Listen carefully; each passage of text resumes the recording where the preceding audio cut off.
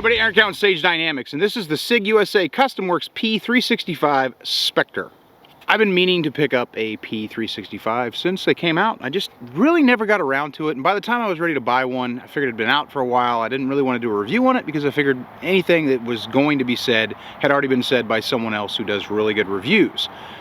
Custom Works is a relatively new division, if you will, of SIG USA, and where they do aftermarket work that someone might otherwise do to a gun that they purchase. And it seems like today, if you're buying a handgun, there's aftermarket work that you'd like to do, be it trigger, be it aesthetics, be it optic cut, comp, porting, what have you. Custom Works does a lot of that work in-house, and the Spectre is one of the first offerings for the P365. I saw this gun announced at SHOT Show. It wasn't like a direct announcement, but it was mentioned on one of the many news feeds that I was getting from SHOT. And SIG was kind enough to send one out to me. Now this is the XL, I guess, or X size, XL size of the P365, which has your standard capacity 10-12 rounds, 15 round magazines. It has a very similar trigger, and it has the barrel length of the smaller P365, 3.1 inches, because machined into the slide is, well, a port compensator, if you will. The initial question I had right out of the gate was, it doesn't function, or at least on the appearance, doesn't function like a traditional comp would, being that it doesn't have a textbook expansion chamber. It's a very wide opening with two expansion ports on the top for the venting of gases. So my first question before I put a single round through it was it actually going to provide any muzzle rise assistance? Is it going to help keep the muzzle a little bit flatter, which we'll get to. The coolest thing about the P365, as some of you already know, is the capacity versus the size. It's in the category of the Wonder Nines, those high capacity, higher capacity, double stack, small, compact or subcompact handguns. This one obviously has some blingy type features to it. I've got a loaded chamber indicator on that 3.1 inch barrel. It's got a gold finish and a gold trigger. It's also optics ready, and it is a little bit of a departure from some of the other P365s that came optic ready in the fact that I retain my rear sight. I do not lose that rear sight when mounting an optic on it. Some optics, such as this Holosun 507K, have a built-in rear sight notch, so it wouldn't be that big of a deal, but not every optic is going to have that. So being able to retain that rear sight is a huge advantage to me. Also, the removal is a little bit of a departure. I no longer have to remove the slide and take the screws out from the bottom to remove an optic cover plate. Everything is top-down mounting. I put a 507K on it and a Streamlight TLR7 sub, the one that's specifically for the P365 for the review process.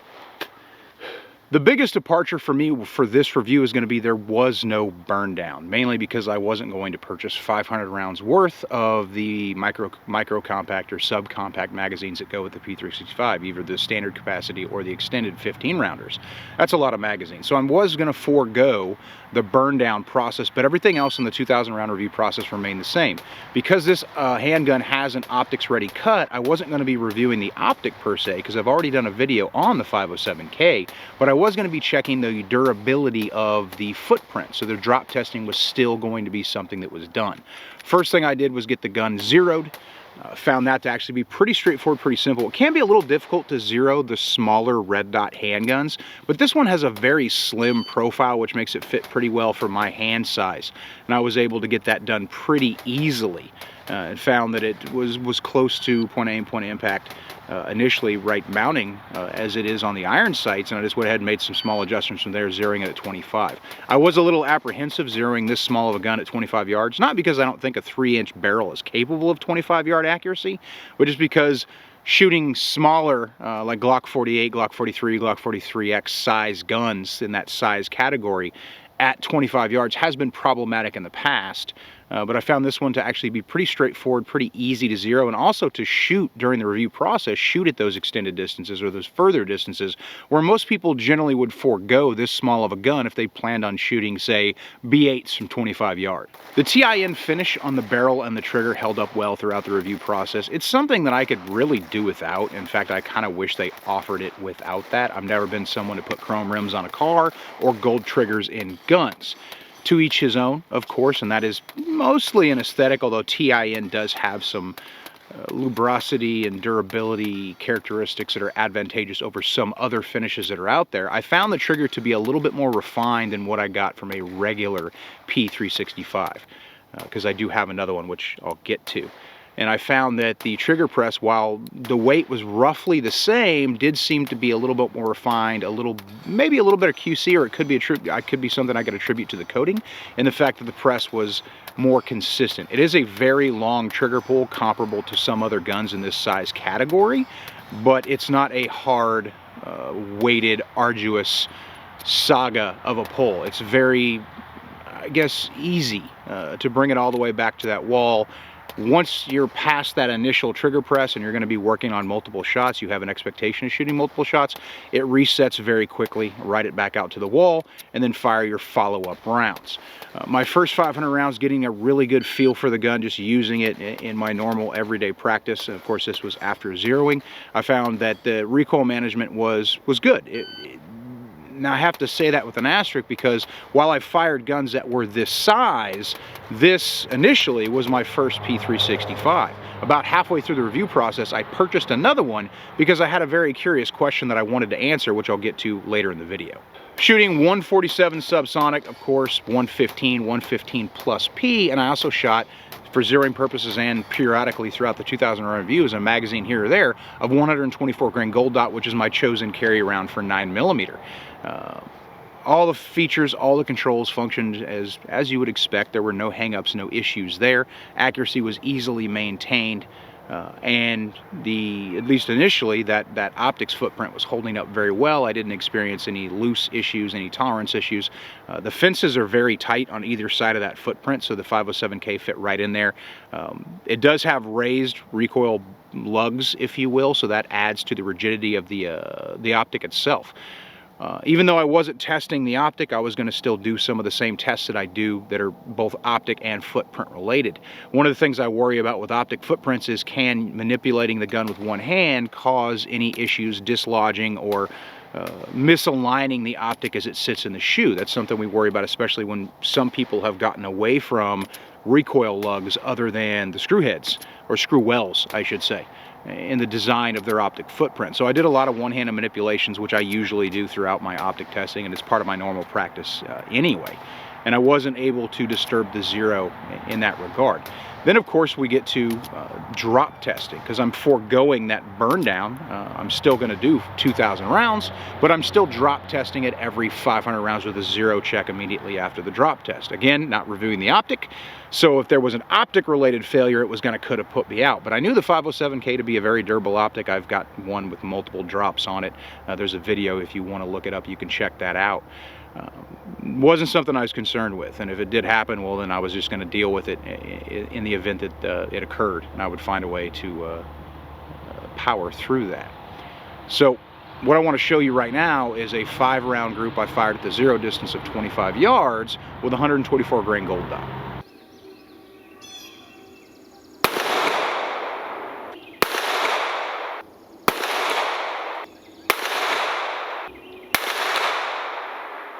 Then, of course, the drop tests. Every 500 rounds, shoulder height drop on hard surface, be it flagstone, pavement, concrete. Here's your drops.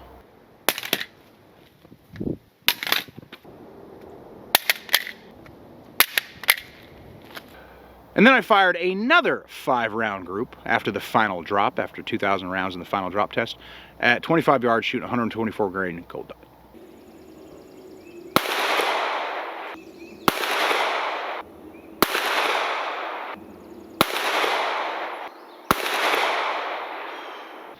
Not only am I happy with the accuracy of the gun, I'm happy the fact that the footprint was able to maintain. The optic, of course, took some very deep cosmetic gouges, some pretty decent abuse on the shroud there, but I didn't lose zero on the optic, and the footprint was able to maintain the optic in the exact same position.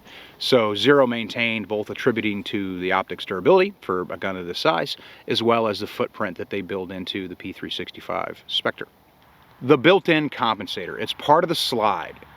One thing I would have preferred that they had done, and this is just based on my experience being a very big fan of porting and compensators, is gone with a longer barrel and machined ports into the barrel that corresponded to the porting or I should say the compensator, the expansion chambers on the top of the slide. So you basically have a tighter redirection of gases as they were leaving the barrel. Now, arguments can be made that just based on the nature of a barrel, building an expansion chamber into one isn't as advantageous as porting a barrel. And I would probably agree with that. Porting does create a more focused redirection of gases as the bullet uncorks. This is not something that's happening with this gun. So the barrel has, or the bullet I should say, has already left the barrel. The gases are coming out with and behind it, and they are going to mostly, at least based on understanding of ballistics, they're going to follow that bullet out. They're not going to suddenly take a left or a right or go up. So my question was, is this thing going to actually provide any kind of muzzle rise negation? Is it actually going to compensate the gun? Which is something that obviously would be a feature that would be preferential, something you'd pursue if that was something you're into, especially for guns this small. Reliable ports or compensators are something we should definitely be looking at. So I had to do a comparison, and I generally don't do comparisons in reviews, but I wanted to do one for this video. And what I did is I picked up another P365, the X model, which has the same length slide. It is a slightly longer barrel. I wasn't able to pick one up that had the 3.1-inch barrel in it, but it does have the exact same length slide. So it's not a direct head-to-head comparison, but I wanted to put it on camera, and what I did is I fired 5 rounds of 124 grain ammunition through each gun with a graph behind to show the muzzle rise of the gun. Now, before I even reviewed the video, I fired the traditional P365X, and then I fired the 365 Spectre. Feel-wise, I can tell, and this is, of course, is very subjective, and maybe there's a little bit of bias built into it subconsciously. It felt like the Spectre did provide a degree of lessening that muzzle rise. I felt like I was getting the optic back faster. Putting on video, showing you guys right here, a comparison of maximum rise, or the apex of the gun's recoil cycle. You can kind of judge for yourself whether that device provides any compensation benefit to the gun, or is it just an aesthetic feature.